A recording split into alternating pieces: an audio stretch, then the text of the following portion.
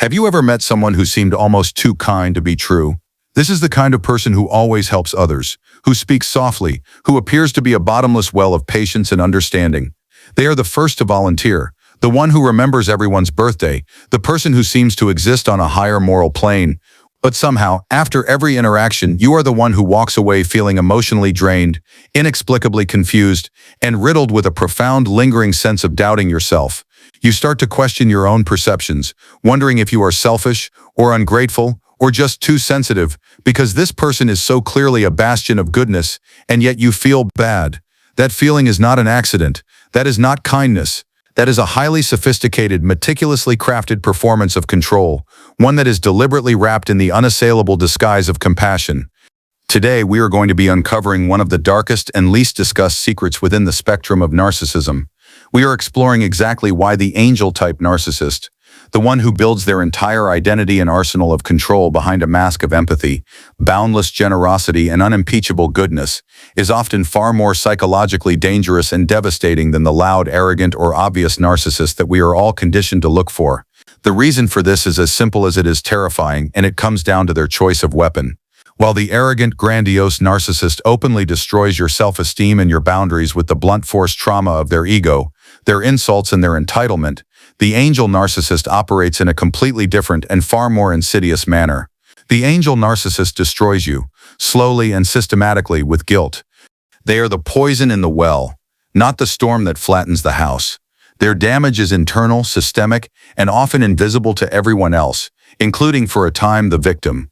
This is an exploration of the unseen, so stay with me until the very end, because once your eyes are open to their specific brand of covert manipulation, once you learn to see the mechanisms of their performance, you will never again be fooled by their beautiful, dangerous mask of goodness. You will finally have the tools to reclaim your own reality. When we explore the landscape of personality, particularly through the lens of psychology, it's crucial to understand that narcissism doesn't always wear the same mask. The disorder and its traits exists on a spectrum.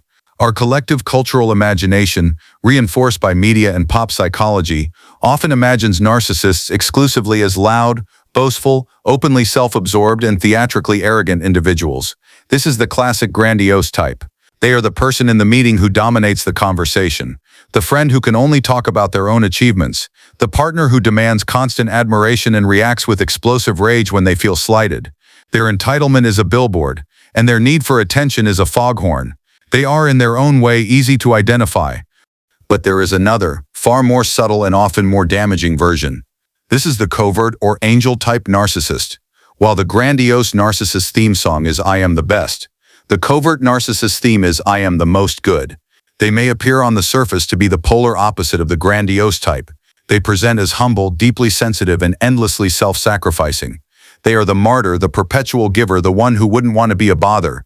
But we must understand that their underlying motivations, the core engine of their personality, are identical to their grandiose counterparts.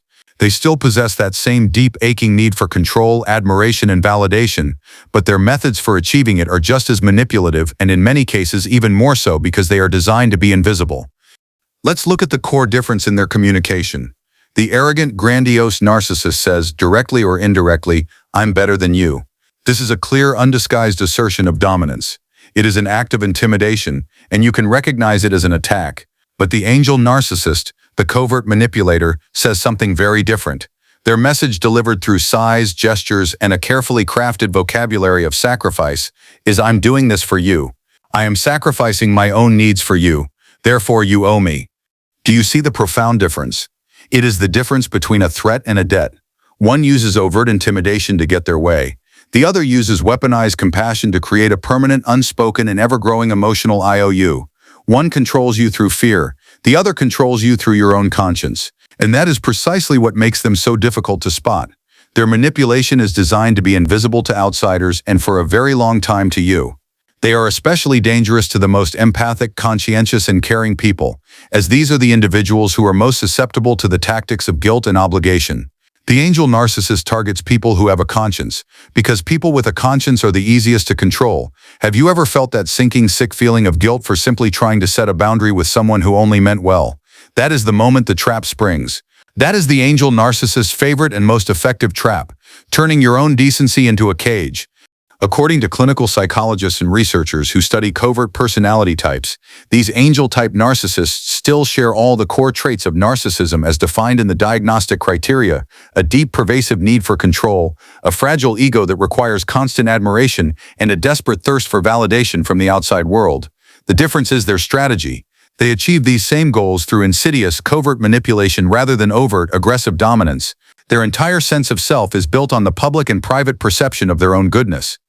Here is what truly defines their psychological blueprint, the specific tactics that make up their mask. First, they present as saints.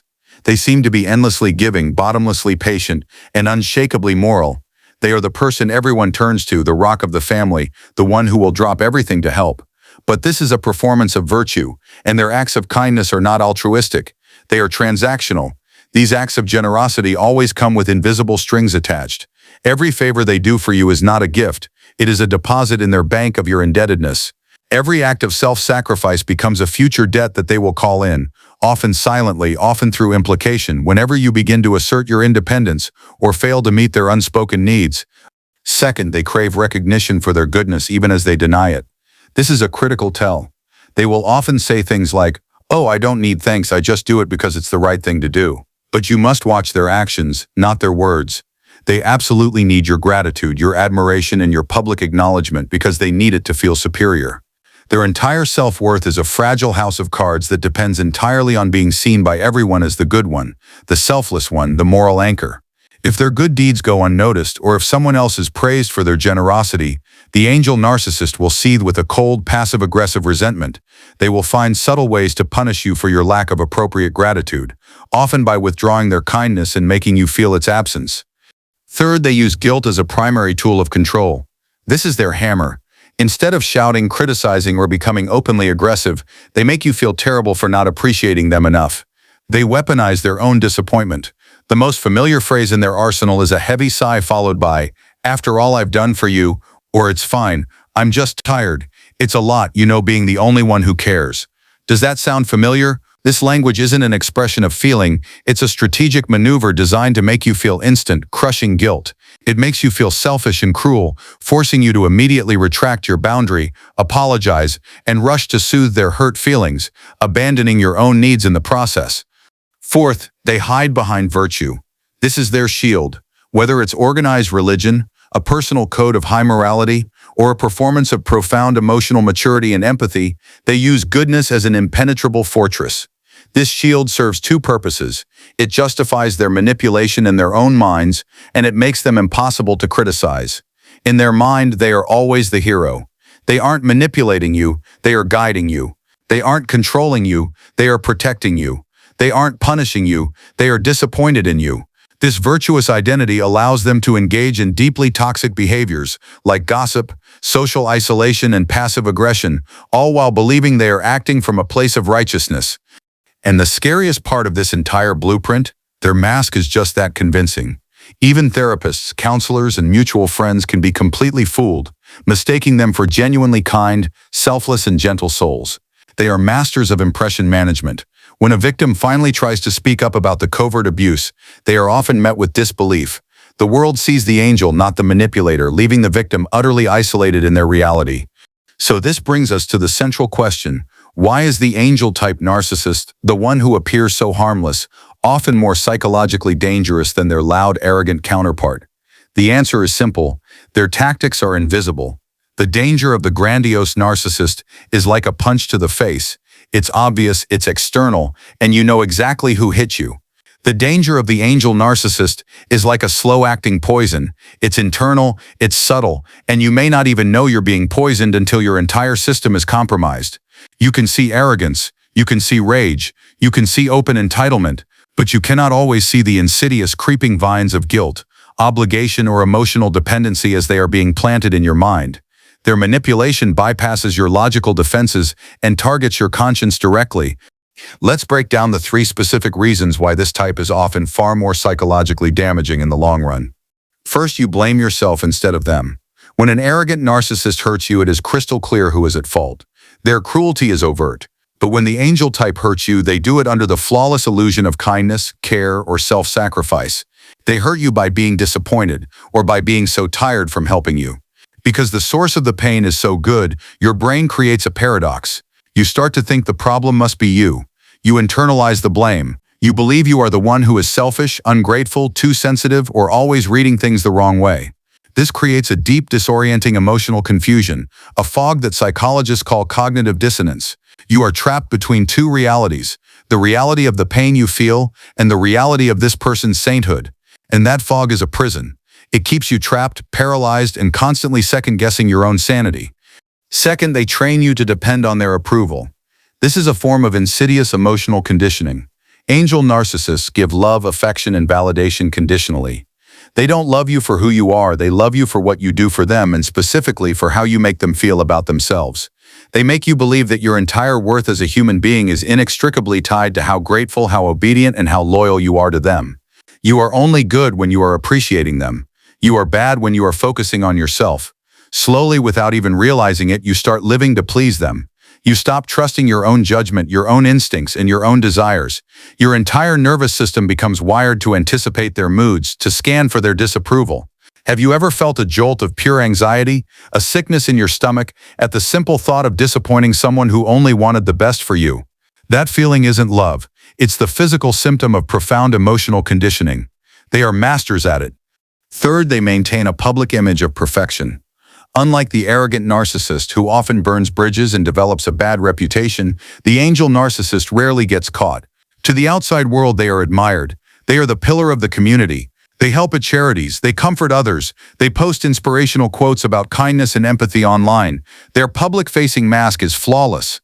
So what happens when you, their victim, finally try to speak up about their manipulation? No one believes you. They've already written the narrative, and in that narrative they are the saint and you are the problem. You will be labeled as ungrateful, unstable, or bitter. They have successfully gaslit your entire social circle by proxy. This is psychological isolation in its purest form, and it is one of their most powerful and cruelest weapons, leaving you with no allies and no one to validate your truth. Now here's where the dynamic takes a fascinating and terrifying turn. What happens when you finally see through their mask? When you stop playing the game, when you stop reacting to the guilt, and when you stop giving them the validation and emotional supply they so desperately need. The arrogant narcissist, when exposed or challenged, typically explodes with narcissistic rage. They shout, they threaten, they demean. The angel narcissist reaction is different, but no less manipulative. They do not explode. Instead, they collapse. They immediately and masterfully play the victim. Their performance of wounded innocence is breathtaking. They will hit you with a barrage of guilt-laden phrases, all delivered with a tone of heartbreaking sorrow and confusion. They'll say things like, "I can't believe you'd think that of me. I guess I'm just a terrible person." Or, "After everything I've done for you, this is how you treat me? I just don't understand." Or, "I was only trying to help you. I guess my best just isn't good enough." Notice the pattern. None of these are attempts to understand your feelings. They are all, in fact, accusations disguised as pain. Their goal in this moment isn't to win your love anymore. That ship has sailed. Their new urgent goal is to win your pity. Why? Because pity is just as effective as love for keeping you emotionally tethered. If you feel sorry for them, if you feel like you are the one wounding this good person, you will back down, you will apologize, you will stay trapped. Pity is the chain they use when the chain of love has broken. Psychologists call this tactic reverse manipulation. They are expertly twisting your own empathy, your own goodness, into a weapon against you. They are counting on your conscience to do their dirty work for them. And here's the chilling part. If pity doesn't work, if you hold your ground and refuse to be drawn back in, they will quietly withdraw. But not before they execute their final act of control. They cannot stand the thought of losing control, and they absolutely cannot stand the thought of being exposed for who they truly are. Their perfect angelic mask is their entire world. So before they fully disengage, they will work tirelessly to damage your reputation. They will engage in a quiet, concerned smear campaign. They will go to mutual friends, family, or colleagues and say things like, "I'm so worried about sass your name, sass your name." They've become so angry and paranoid lately. "I've tried so hard to help, but they just push me away." They paint you as the unstable aggressor and themselves as the heartbroken, loyal victim. So ask yourself this question. Have you ever been painted as the cold, selfish, or ungrateful one immediately after you finally set a firm, necessary boundary with a person everyone else thinks is a saint? That was not a coincidence. That was their final act of control, poisoning the well to ensure that even in their absence you are isolated and punished for your freedom. Once you recognize the pattern of the angel-type narcissist, you truly can't unsee them. The illusion is shattered permanently, but this awareness, as profound as it is only the first step. Recognition is the key, but action is the door to freedom. You must now learn how to protect yourself, and this requires retraining your own conditioned responses. Here is what psychologists and trauma specialists recommend to protect yourself and reclaim your reality. First and most importantly, stop justifying their behavior. The moment you start explaining away their manipulation, well, they had a hard childhood. They're just tired. I know they don't mean it that way. You are back under their control. You must adopt a new mantra. Intent matters, but impact is the truth. If their kindness always comes with the stomach-twisting feeling of guilt and obligation, it is not kindness. It is a transaction. It is control. Stop making excuses for the person who is poisoning you. Judge the action, not the excuse. Second, you must set firm emotional boundaries, and you must set them for yourself, not for them. A boundary isn't about telling them to change, it's about deciding what you will no longer tolerate. This means you don't owe anyone unlimited access to your energy, your time, or your emotions, no matter how good or nice they seem. This means learning to say no without a long justification. I can't do that. I'm not available. That doesn't work for me. You will not argue, justify, defend, or explain. This will feel incredibly difficult and mean at first, because they have conditioned you to feel that your boundaries are an act of aggression. They are not. They are an act of survival. Third, do not argue. Observe. This is a powerful shift. Narcissists, both covert and overt, feed off emotional reactions. Your guilt, your tears, your anger, your attempts to defend yourself, that is their supply. That is their food. You must stop feeding them. When they deploy their guilt trips, stay calm. Mentally step back and observe the pattern as if you were a scientist. When they sigh and say, "After all I've done," just think to yourself, there it is. Tactic number 1, the guilt trip. Don't engage. Don't try to make them understand your point of view. They already know what they're doing, and they do not want to understand you. They want to win. Your non-reaction is your greatest power. It starves them. Fourth, seek external validation. This is the antidote to their psychological isolation. You must find people who will believe you and validate your reality. This often means talking to trusted friends who are outside the narcissist's social circle, or finding a therapist who is specifically trained in covert narcissism and emotional abuse. You need to hear the words, "You are not crazy and that is not normal," as many times as it takes to drown out the voice of guilt they installed in your head. And most importantly, you must relearn and internalize this fundamental truth. Real kindness doesn't keep score. Real generosity is light. It doesn't come with strings. It doesn't create a ledger of debts. Real love is not a transaction. The moment you start to see the difference, the angel narcissist power over you begins to dissolve. At their absolute core, both the arrogant, grandiose narcissist and the covert, angel narcissist share the exact same wound. They are both built around a fragile, terrified ego, a deep inner void of emptiness and profound, unbearable shame. They both desperately lack a stable sense of self-worth. The grandiose narcissist builds a fortress of "I am the best" to hide this void. The angel narcissist builds a fortress of "I am the most good" to hide the very same void. Both are just elaborate, lifelong masks designed to hide the same inner emptiness.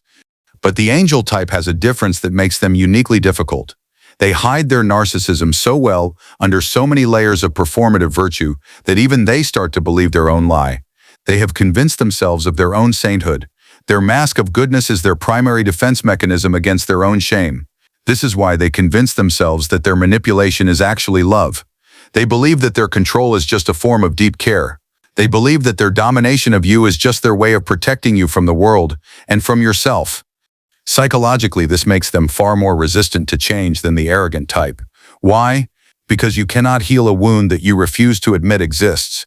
For the angel narcissist to change, they would have to admit that their entire identity is a fraud. They would have to admit that they are not the hero but a deeply manipulative person. This admission would shatter their entire defense system and force them to face the core shame they have spent their entire life running from. They will almost never do this.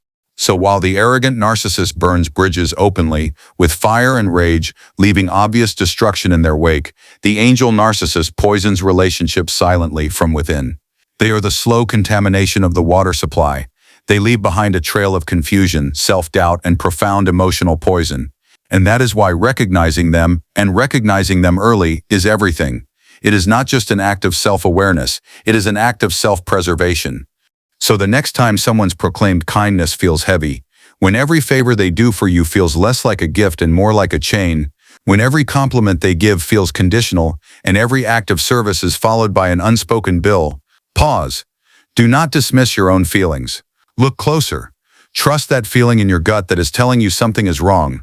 That feeling is your alarm system. Because not every angel wears wings. And more importantly, not every monster shows their teeth. Some of the most profound damage is done by those who wield a mask of light. If this video helped you understand the hidden side of narcissism, if it shed light on a confusing and painful relationship in your life, don't forget to like, share, and subscribe. This isn't just about growing a channel, it's about spreading awareness. Because somewhere out there right now, someone else is trapped in that same fog of guilt, doubting their own sanity, and they need to hear this truth before it's too late. They need to know they are not alone and they are not crazy. And please remember this final crucial truth. Developing this awareness isn't bitterness. It is not cynicism. It is freedom. You are not learning to be less trusting. You are learning to be wiser in where you place your trust. And the moment you stop mistaking manipulation for love, the moment you can tell the difference between kindness that liberates and kindness that indebts you, that is the moment you take your power back.